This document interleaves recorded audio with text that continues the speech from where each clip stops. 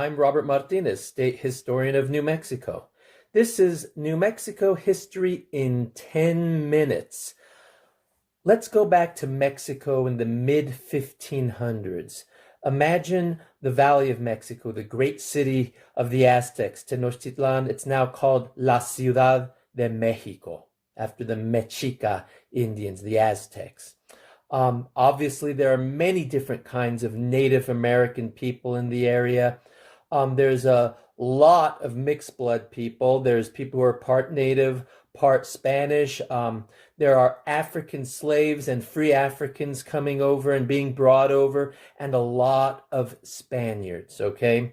And why not? In 1494, 2 years after Cristobal Colon, Christopher Columbus, the Pope in Rome did something quite interesting. He drew an imaginary line down a map of the Atlantic Ocean, or what was known about the Atlantic Ocean, and said, everything over here to the west is Spain. Everything to the right is Portugal.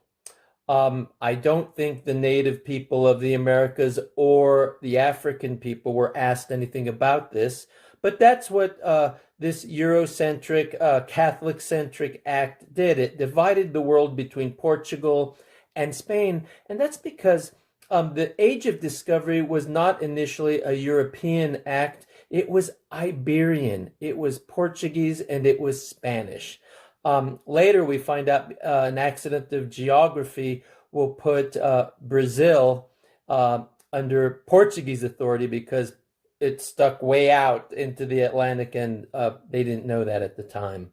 But, you know, what you have going on in the Americas in the 1500s is immigration. Immigration happens when there's no work, where there's no opportunity, where people are living, so they go somewhere else. There's excess population, too many people for the opportunities and resources that are around.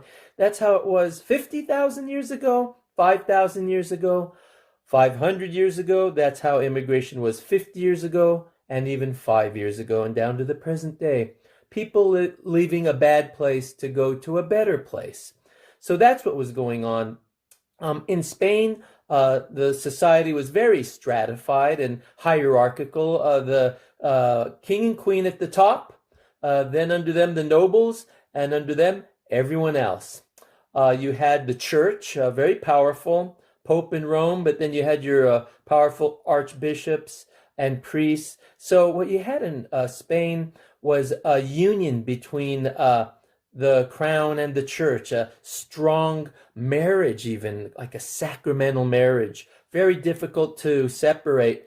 And so this is what society was like, and this is what will be transported to Mexico and to New Mexico and to all the colonies, this highly hierarchical society. So if you're in Spain and you can't find work as a farmer, as an artisan, as a merchant, as a laborer, then you would get on a ship and sail to the Indies, the Americas, and try to make a better life for yourself over there. And that's what was going on. So you have a lot of Spaniards coming into Mexico. By 1535, the age of the conquistador has ended. And what you have is the beginnings of official Spanish government and church rule, very powerful and very strong.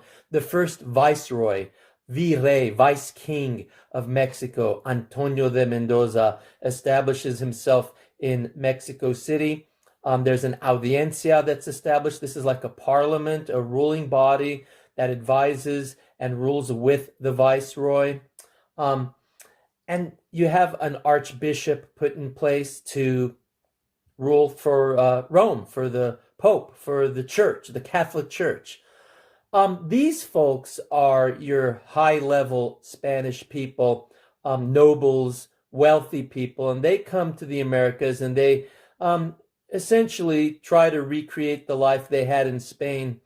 And in Mexico City, you have poor to mid-level, middle-class Spaniards coming to cities like Mexico City, Puebla de Los Angeles, Guadalajara, those first Spanish towns that are in the area. So imagine that.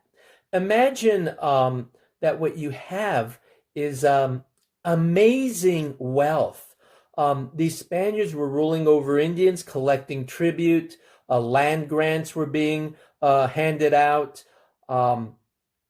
It was like medieval Spain recreated in the Americas. It's quite fascinating because the Spanish imagination had really been stimulated by discovering gold in Mexico. There were a lot of legends in Spain, especially one about 7 bishops who, when the Moors invaded in the 700s, they took some people from the Iberian Peninsula. 7 bishops sailed on 7 ships. They sailed west, never to be seen again.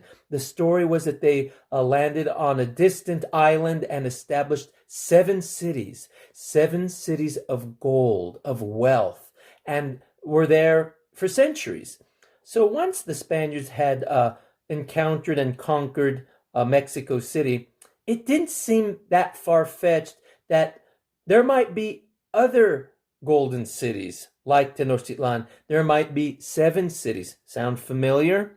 So they thought, well, maybe there's more Mexico. Maybe there's another Mexico, otro Mexico, a Nueva Mexico, a new Mexico. I say Nueva because it was a city. Mexico was not a nation. It was a city. The area was called Nueva España, New Spain, to be just like Old Spain. So this is this situation that you have into the 1530s. And out of the Caribbean, in Cuba, what you have is a lot more exploration going on. So in the 1520s, there's this fever to find more gold, more native peoples to subdue and convert to Catholicism and turn into Spanish subjects. So there's a exploration of the Gulf of Mexico, and one such expedition runs afoul of a hurricane. And in the late 1520s, 2 ships are destroyed, and the survivors land on what's now the Texas coast. About 4 Spaniards and an African Moor. We know the leader was Alvar Núñez Cabeza de Vaca, and the Moor was Esteban or Estebanico. We go back and forth with that name. Well, they go on an odyssey, an epic story that lasts almost a decade. They're wandering through the desert, literally. And they encounter Native American groups, and they are ironically enslaved by natives, and they use their folklore, their superstitious beliefs, their Roman Catholicism, no doubt.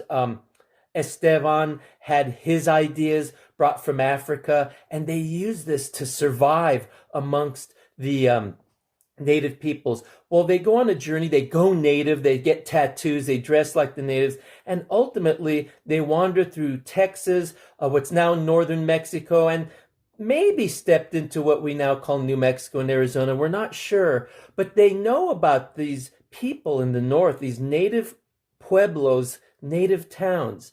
And when they venture south, a illegal slaving expedition encounters them, thought they were Native Americans and took them south.